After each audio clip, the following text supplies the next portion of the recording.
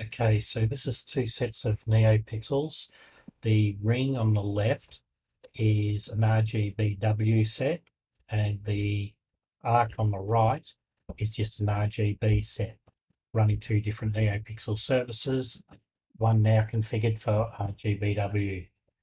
As you can see, both are working fully, running the cyclic rainbow or rainbow cycle. The brightness for both sets is set for 5 and a speed of 50 frames per second. I've used a tissue over the top to make it easier for the camera to actually see the color change. Otherwise, it just floods the sensor, as you can see. Very hard to see the color.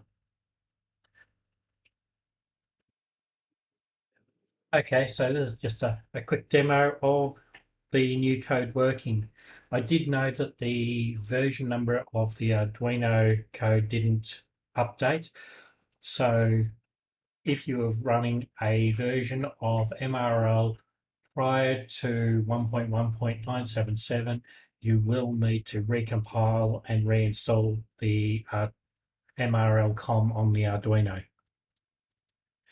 Okay, that'll do for this.